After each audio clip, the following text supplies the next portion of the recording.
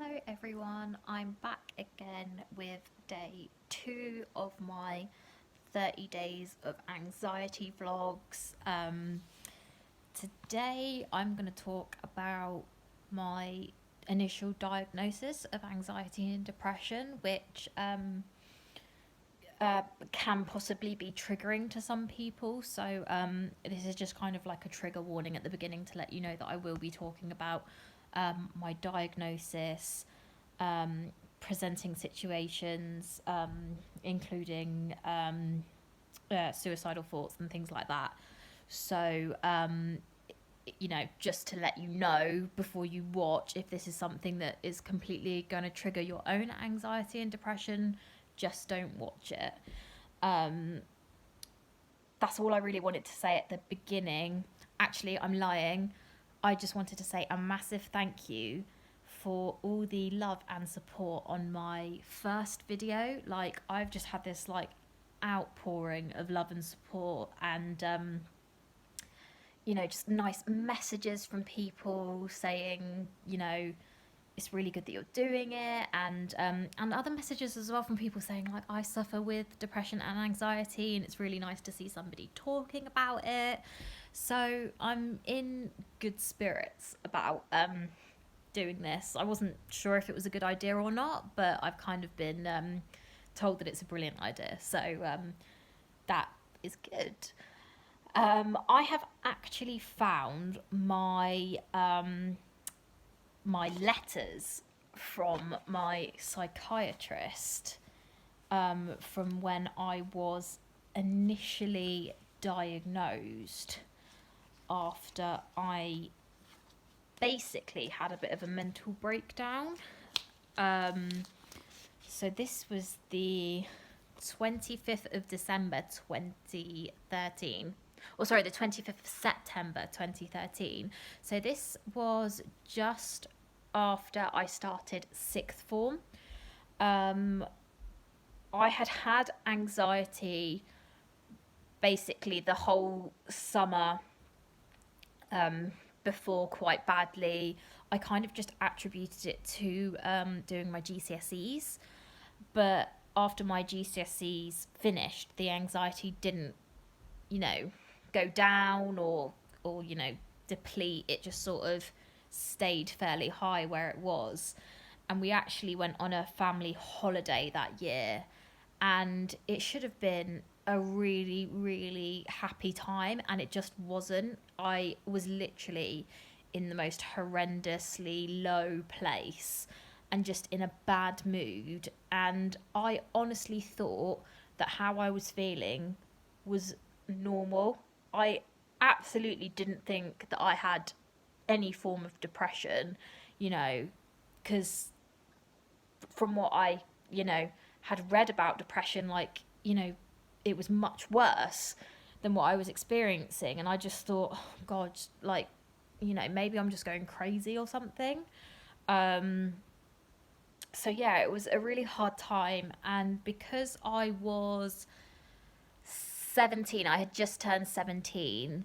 I was put under the Child and Adolescent Mental Health Service, also known as CAMS.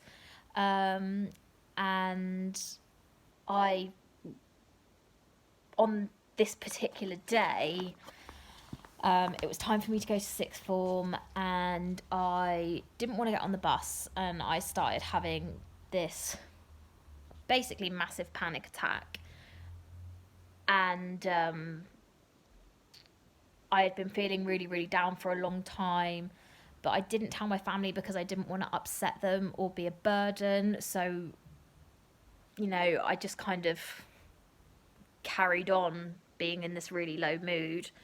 And my parents noticed that, but I didn't tell them how I was really feeling, so they would never have known the true extent of it.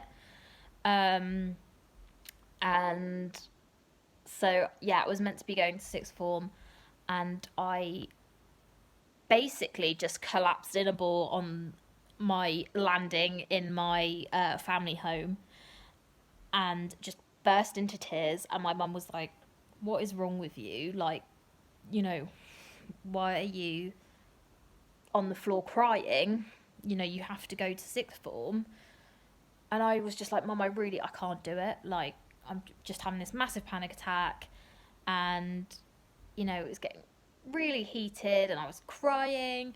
And for that first time on that landing floor, I actually just blurted out how I was feeling in like the heat of like this panic attack and upset. And I just basically just like said, I'm suicidal. And obviously my mum was so shocked. And she said, just go and get back into bed and I'll call the doctor. So she called the doctor and they wanted to see me that day. So I went to see my doctor and they sort of said, this seems like quite severe depression and anxiety, which actually shocked me because I didn't think that what I was experiencing was that bad. Turns out it actually was quite bad because it's not normal to feel suicidal, obviously. And I think within the day after I was seen by the CAMS team in a pool and spoke to the doctor, and this is where I've got the notes from, these letters. So if I look at it, it says presenting situations.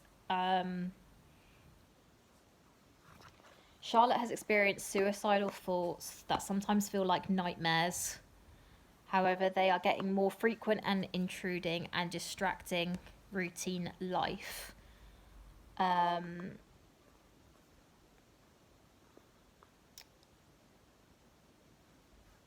I pause, I'm just reading. So I had this like third person voice, but it was my own voice. It wasn't, it wasn't like another person sort of telling me what to do, like how schizophrenia is when you hear voices. This was like my own voice, but just turning on me and telling me that I was basically worthless and, I'd never amount to anything and that I should just basically die, which is awful. It's really, really horrible. And the thing that it would sort of focus on was overdosing. I never attempted an overdose. I never have attempted an overdose, but that was the thing that my mind would go to, for whatever reason, I don't know. But it says here, like, I was trying to ignore the thoughts, but I'm feeling out of control. On a good day, this occurs 3 times, and on a bad day, this is constantly happening. It is really distressing, and Charlotte can't concentrate. I got physiological symptoms as well, tummy pains, not being able to breathe, really hot, cry, fast heartbeat, and this like need to escape. So, that's quite typical of panic disorder. Yeah, and then there's mental health and safety. Charlotte is feeling really tired and run down and wants to lie in bed all day. Intrusive thoughts of the third person telling Charlotte to overdose. She's working hard on distracting herself from them, however feels it never stops and it's wearing her down. She is exhausted and has had enough, and she feels safe at home rather than anywhere else. And then it talks about my sleep patterns and my appetite as well, which is quite varied. So like some days I would just drink cups of tea and not eat anything at all. Other days I would eat a little bit more, but generally my appetite was pretty bland, and it was actually an effort to get up and eat. That's the thing about anxiety and depression, is people think it's all in your mind, but it's not. It really, really affects your body. I was so tired at this point, and I could sleep all day, and then wake up to like get a drink or pee or, you know, just something that I needed to do. And then I could literally get back into bed and fall straight back asleep again, you know, and just sleep for days on end. And then there was this plan here to put me on antidepressants and then work one-to-one with a counsellor who works for CAMS to help me deal with the panic symptoms. Now they also do a scoring called ARCADS, which scores you on a few different sort of parts of anxiety and depression. So mine is actually described as a F41.2 mixed anxiety and depressive disorder with significant features of F41.0 panic disorder. So you've got this little graph here. I can actually switch the camera because this is, if it will let me switch the camera, I'm not sure it's going to. This is a, just drop the phone. Basically, you get the raw scores and then you get your scores. So for separation anxiety, most people, you know, like average person would score a 14 on that. I scored a 93. Generalized anxiety, people would score a 17 on average. Mine was 73. Panic, average score of 19. Mine was 82. Social phobia averages about a 20, and I was coming up at 64. Obsessions and compulsions, you're usually a 10 on that one. I was a 62. I don't have obsessive compulsive disorder, but the anxiety was sort of showing similar traits of it. So, you know, having to be in a routine and things like that. But it's not OCD. And then depression average was 21 and I scored a 76. So all in all, not great at all. So yeah, that is basically the story of my diagnosis, my first time sort of going to the psychiatrist. I could totally go more in depth, but I don't want these videos to sort of drag and be too long and boring. It's just kind of a little snippets, because if I said it all in the first video, then I don't know what I do for the other 29 days or 28 days or whatever it is that I'm going to be doing this for.